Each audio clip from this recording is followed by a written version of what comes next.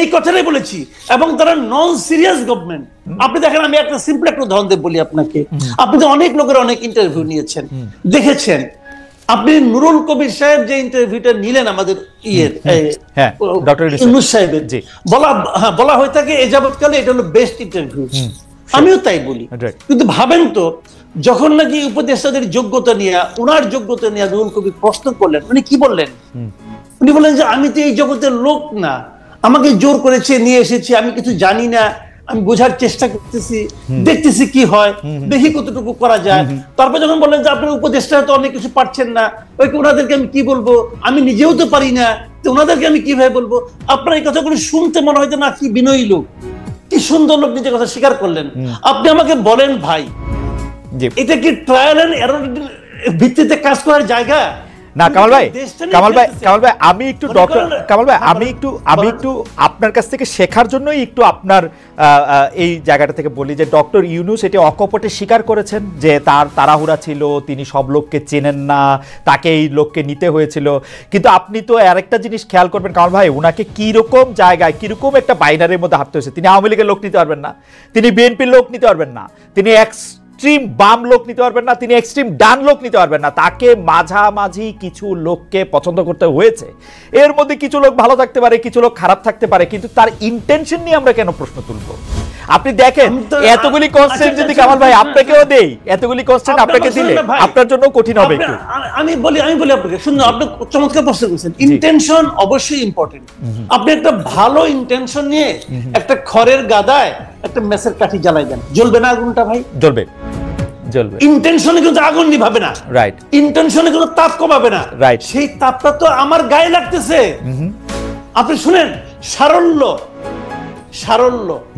ভদ্রতা, নম্রতা, এটা কিন্তু যোগ্যতার বহিঃপ্রকাশ নয়। আপনি একটা যুদ্ধে নেমেছেন, ইটস এ ওয়ার। আপনি সেই যুদ্ধে আপনি পারছেন না রে ভাই। আপনি বলছেন যে আমি দেখি ট্রায়াল এন্ড এরর বেসিসে। শুনেন, আপনার সামনে দিকে তার ছিল, খোলা তার। একজন আপনাকে বললো ভাই তারটার মধ্যে কি ইলেকট্রিসিটি আছে? আপনি বলেন ঠিক আছে, হাত দিয়ে দেখি তো ইলেকট্রিসিটি আছে কিনা। আপনি কি হাত দিয়ে দেখবেন? আপনি যদি হাত দিয়ে দেখেন, যদি থাকে তাহলে এটা ধরবো না, তো ধরলে তো আপনি মরেই যাবেন না ভাই। কিন্তু আপনি তো পুরো জাতিকে সঙ্গে নিয়ে হাত দিচ্ছেন। না, এটা কিন্তু ব্যক্তিগত চাওয়া পাওয়ার বিষয় না। আমি আপনাকে বলি, শুনেন, প্রত্যেকটা ক্ষেত্রে এই ঘটনাগুলো ঘটছে। তো আপনি কোন ক্ষেত্রে আপনি বলেন? আপনি জীবনে অনেকদিন সাংবাদিকতা, আপনি বলেন তো, অর্থ বছরের মাঝামাঝি আইসা শতাধিক পণ্য এবং সেবার উপর আপনি ভ্যাট এবং সম্পর্ক শুল্ক জারি করছেন, কার সঙ্গে আলাপ করে করছেন? ওকে, আপনি কার সঙ্গে আলাপ করে করেছেন? আমি একটু আগের থেকে আসি কামাল ভাই। সেইটা হচ্ছে যে আপনি বলতেছেন যে এটা একটা যুদ্ধ, কিন্তু আমি তো দেখতেছি সেইটা হচ্ছে যে তিনি আসছেন শান্তিরক্ষা মিশনে। আমাদের শান্তিরক্ষা মিশন আর্মির যখন আফ্রিকায় যায়, তারা যুদ্ধ করতে চায় না, তারা শান্তিটা বজায় রাখতে চায়। তাদেরকে তো একটা নিরপেক্ষ জায়গা, ডক্টর ইউনূস যুদ্ধ করতে আসেন না। আচ্ছা, খুব ভালো, আপনি চমৎকার উদাহরণ দিচ্ছেন। আমি এই চমৎকার উদাহরণ দিচ্ছি, একটা মন্দ উদাহরণ দিই আপনাকে। যে শান্তিরক্ষা মিশনের সমস্ত মসজিদের ইমাম এবং পাদ্রীদের না পাঠায় সেনাবাহিনীকে পাঠায় কেন ভাই? কারণ যদি যুদ্ধ লাগে যুদ্ধ করবে, শান্তিরক্ষা মিশন যুদ্ধ লাগলে যুদ্ধ করবে, যুদ্ধ লাগলে যুদ্ধ করবে। That is the point. G, that is the point. যুদ্ধ তো লেগে আছে সারা দেশে। মানুষকে জিজ্ঞাসা করেন না তার পকেটে কি যুদ্ধ লাগছে কিনা, বাজারে যে দেখেন না যুদ্ধ লাগছে কিনা, যুদ্ধ লেগে আছে না। কিন্তু কামাল ভাই, আপনি এর আগেরটা না বললে কেমনে হবে? 15 বছর আওয়ামী লীগের দুঃশাসন, তার আগ পর্যন্ত বিভিন্ন প্রতিষ্ঠান ধ্বংস হওয়া, পুরা 2024-এর এপ্রিল মাস থেকে একের পর এক আন্দোলন, নানা ধরনের বিষয়াদি, জুলাই আগস্টে কোনো কিছু কাজ না করা, এগুলি আপনি দ্রব্যমূল্যের জন্য একটুক সাফার আমরা করব না, একটুক আমরা দিব না? মানে আমি এর আগে যে দেশটাতে থাকতাম জার্মানিতে, তারা তো 15 বছর ডাস্টবিনে খাবার খায় দেশটারে ঠিক করলো। ওকে, তাহলে আপনি প্রত্যেকটা বাজারের আশেপাশে 20-30 টাকা ডাস্টবিন রাখেন। না না, পারছো না, এখান থেকে নিয়ে যাও। কিন্তু কিছু স্যাক্রিফাইস আমরা করবো না, কিছু স্যাক্রিফাইস আমরা করবো না। কিছু কতটুকু? কিছুটা কার জন্য? কার জন্য কিছু? যে বাণিজ্য মন্ত্রী দায়িত্ব নেওয়ার 1 মাসের মাথায় সয়াবিন তেলের দাম ওই সিন্ডিকেটের স্বার্থে 8 টাকা বাড়ায় দেয়, তার কিছু? নাকি যে লোক 1 লিটার তেল কিনতে যে 3 বার পকেটে টাকা গুনে, তার জন্য কিছু? আপনি কার কথা বলতেছেন রে ভাই? সাধারণ মানুষ, এই দেশের মানুষের, আপনার একজন উপদেষ্টা এই যে আলী ইমাম মজুমদার, সে বলতেছে জিনিসপত্রের দাম বেড়েছে কিন্তু মানুষের কষ্ট হবে না। ওই লোক কষ্টের কি বুঝে? আপনি আমাকে বলেন ওই লোক সাধারণ মানুষের কষ্টের কি বুঝে? বেতন বাড়বে না, চাকরিচ্যুত হবেন আপনি, জিনিসপত্রের দাম বাড়বে কিন্তু আপনার কষ্ট হবে না। এটা কি ভাই জুয়ে আছেন, ম্যাজিক নাকি?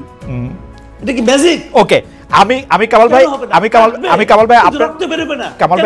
কামাল ভাই আমি আপনার বক্তব্যের সাথে দ্বিমত এই পর্যায়ে করছি না, কিন্তু প্রশ্নটা করে রাখি।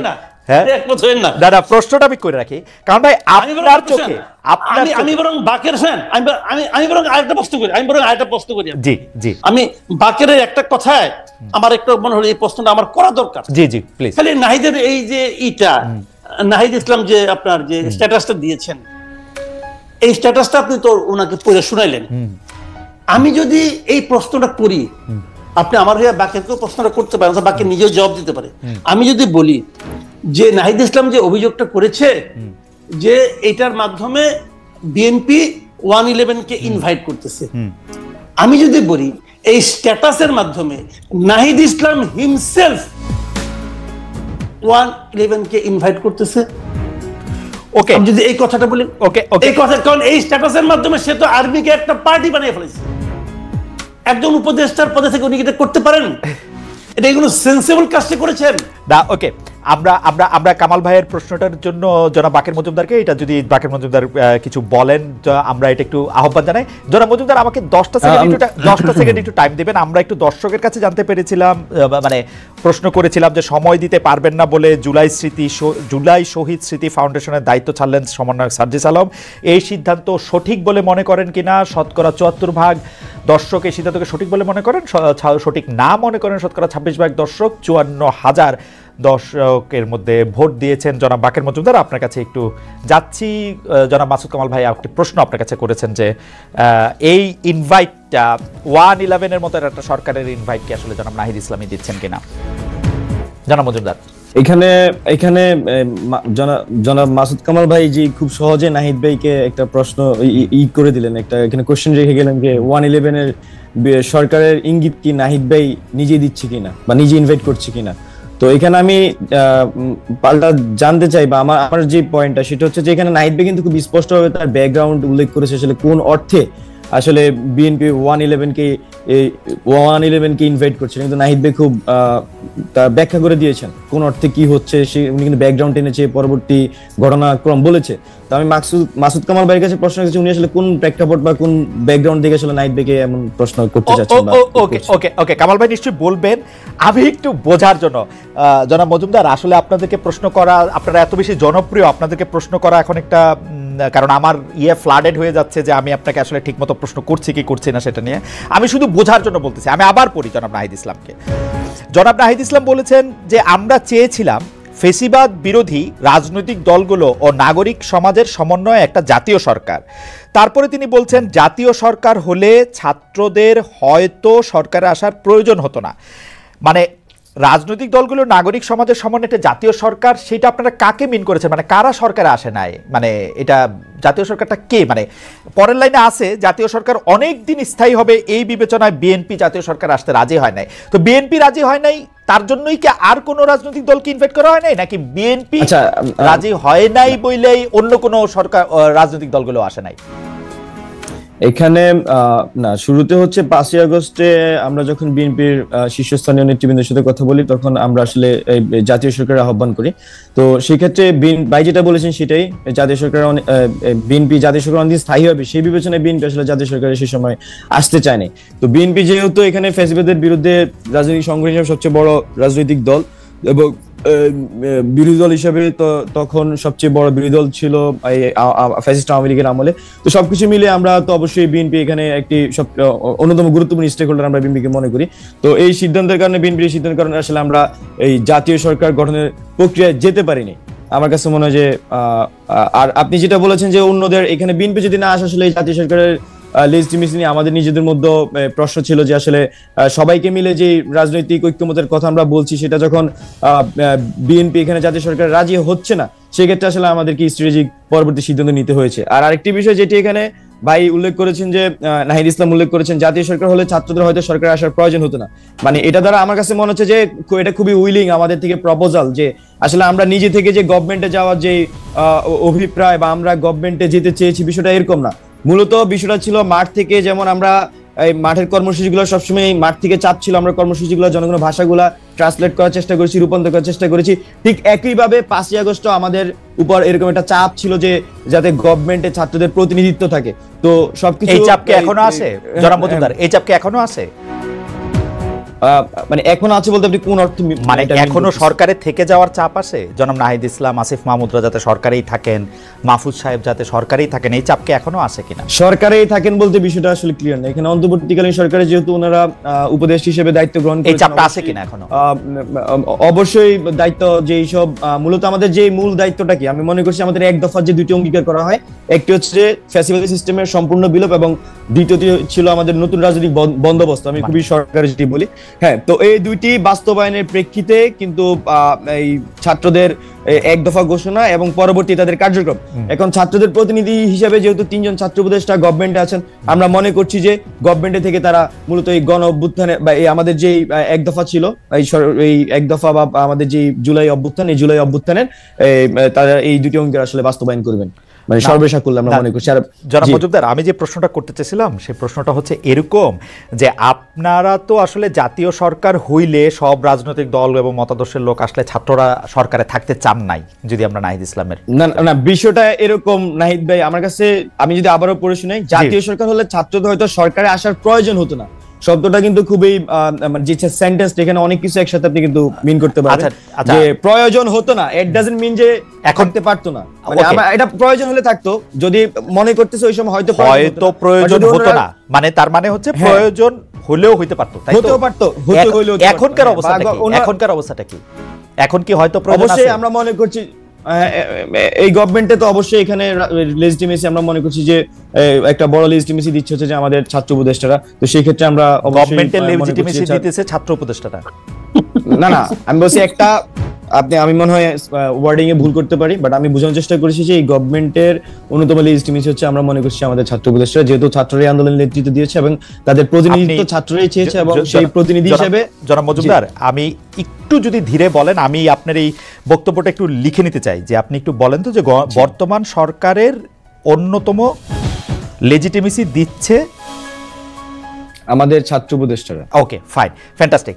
আমার প্রশ্ন হচ্ছে সরকারের অন্যতম লেজিটিমেসি দিচ্ছে ছাত্র উপদেষ্টারা। আমি এখন একটা প্রশ্ন আপনাকে করতে চাই যে এই জুলাই আগস্ট আন্দোলনে আপনারা যারা নেতৃত্ব দিয়েছেন, সেই আপনাদের উদ্যোগে বা আপনাদের নেতৃত্বে একটা রাজনৈতিক দল হতে যাচ্ছে, আমরা এরকম শুনতে পাচ্ছি, মানে এটা হবেও।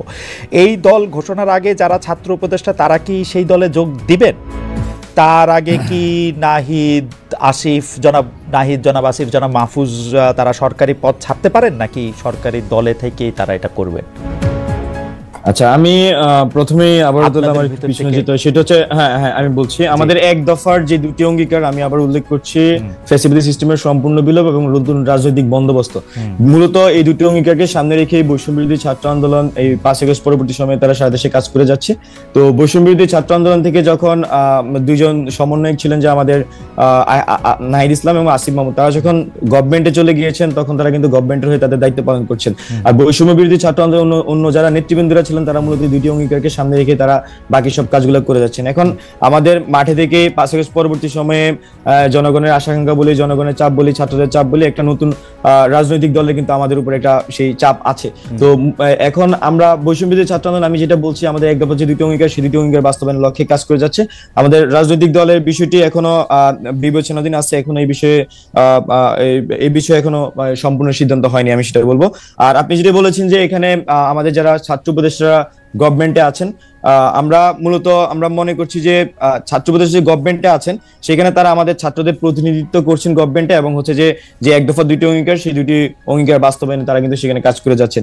আর রাজনৈতিক দলের সাথে তাদের নতুন রাজনৈতিক দলের সাথে তাদের যে আপনি যে সম্পর্কের কথা বলছেন যে বা তারা আসবে কিনা, হ্যাঁ, সেই বিষয়টিও আমি মনে করছি যারা গভর্নমেন্ট আছে তারা আসলে এই নতুন রাজনৈতিক দলে আসার সুযোগ কম। আর সেক্ষেত্রে যদি তারা কখনো রাজনৈতিক দলে আসতেই পারেন, বাংলাদেশের নাগরিক হিসেবে তার রাজনীতি করার অধিকার আছে, সে যদি কখনো রাজনৈতিক দলে আসে অবশ্যই সে গভর্নমেন্টে থাকবে না, সেভাবেই সে আসলে রাজনৈতিক দলে আসবে। আমি গভর্নমেন্ট বলতে বুঝাচ্ছি ইন্টারিম গভর্নমেন্টকে। জি, যদি রাজনৈতিক দল করে তাদের আসলে গভর্নমেন্টে না থেকেই তারা রাজনৈতিক দল করবে, তাই তো? অবশ্যই অবশ্যই অবশ্যই। জি, আপনাকে আপনাকে আপনাকে অনেক ধন্যবাদ। আমি আমি একটু জনাব মাসুদ কামাল ভাই আপনার কাছে আসি। জনাব মাসুদ কামাল ভাই, অনেকগুলি বিষয় নিয়ে আসলে কথা বলা যায়, আপনি বলেও আসতেছেন, কিন্তু নতুন নতুন বিষয় নিয়ে আপনার কাছ থেকে জানতে এটা একটা সুবিধা।